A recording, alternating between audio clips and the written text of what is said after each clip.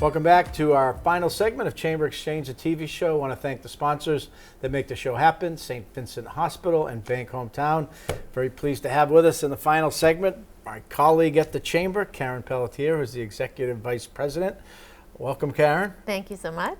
So we're going to talk primarily about Leadership Worcester, and it's a program that in your role as Executive VP, you do a lot of things, but part of it is to really work year-round with the committee, if you will, that puts together the programming and the selection of the individuals that will participate in Leadership Worcester. So maybe you could talk a little bit about what is Leadership Worcester all about? Yeah, sure.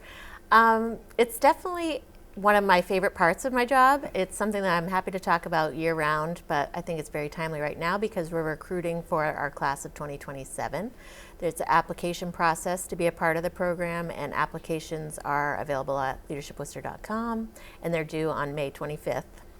But the program is really about informing Worcester's future leaders, current leaders. We tackle an issue every month for 9 months and do a deep dive. You know, what's the current state of things in Worcester around this particular issue? Might be food insecurity, public health, education, and where can we do better? What are other communities doing that's different or working, and what do people really need in Worcester that we should be focusing on and moving the city forward? Yeah, I know. I oftentimes here for the kickoff and then the graduation, but usually participate in the economic development forum or day that's dedicated. So really the structure of it is there's the application process now, and usually there's a lot of people applying for a limited number of spots, but the goal for the selection committee, which are volunteers and chamber leaders, chamber member businesses that give of their time to select this, is you try to find like a cross-section, a diverse group of people from private sector and the business community, nonprofit and government, and the idea is they kind of cross-pollinate, build a personal network, but also professionally kind of learn the community and kind of some of the issues facing the city and the region. Yeah, that's exactly right. I mean, you heard in the earlier segment with Workers Credit Union, one of the women was talking about how her hometown has really transformed. I mean, cities don't transform on their own. It really is like leaders, like yourself and a number of other folks from different parts of the community representing, different backgrounds, perspectives, different industries, and they have to work together in order to, really move a city forward. And so that's our goal. The selection process, like you said, is very competitive. There are 28 spots every year. We look to pick people who are representative of different parts of the community, might be new to the area, born and raised here, representing different sectors that are important, that kind of thing. So it is very competitive. Usually we have about 70 applicants or so for 28 spots. But we have people that apply year after year because it's something they're really passionate about doing. And it's a commitment, right? I mean, that's the other thing. You're asking, the class be selected in probably June, right? And then they start in September with a couple of days they spend together, kind of getting to know each other, talking about the issues, and then the program, which is one full day a month for 10 months?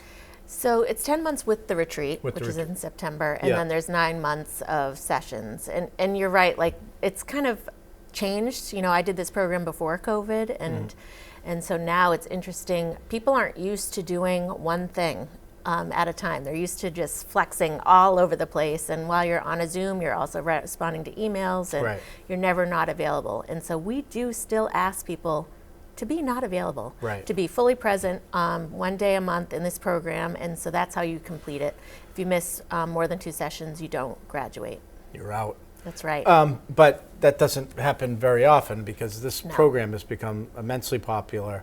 The graduates of each class oftentimes stay together, do things together, volunteer together, and then you've also created a situation where you try to bring together the different cohorts or graduate groups to meet each other and network there as well. Yeah, I think a great part of the program is that alumni network. So yes, you do get to know the other 27 people in your particular class, but once you graduate, you become a part of this greater network. There's more than 250 alumni in the area, and we get together. We reach out to them once a month with the e-news, give updates on what they're each doing, and we try to continue the work that they did in their class. So it's access to unique spaces or places they maybe haven't experienced, like the Antiquarian Society, Casella Waste we toured, Right. And then access to leaders in the community so they can continue to have that sort of close conversation with people who are doing important work in the community. So we met with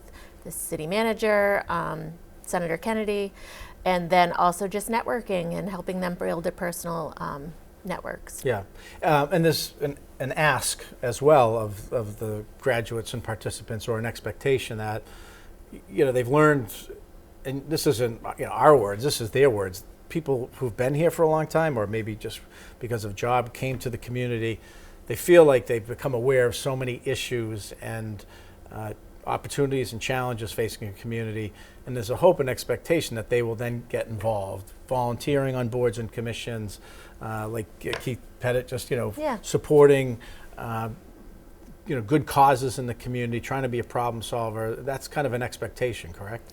Absolutely. It's really what our goal is at the Chamber, is to how can we tap these people in the community in ways that is authentic to them. They're looking at all of these issues and they're learning about a way that they could contribute each month, and so they usually follow up on something each month, but then you're right, they're looking to be involved more in the community, so getting involved in boards, volunteering, starting nonprofits, that kind of thing. Right, and with that, applications for the class of 2027 are due May 25th. This is how many, 10, 11 years? So we're graduating right in this June, our 11th cohort. So it was a program that the Chamber ran for years, and we decided to bring it back because there was a need and a clamoring for it, and we initially did that together with the Greater Worcester Community Foundation. But 11 years and counting, and if people want to learn more, they can go to the website? Yes, it's leadershipworcester.com. Great.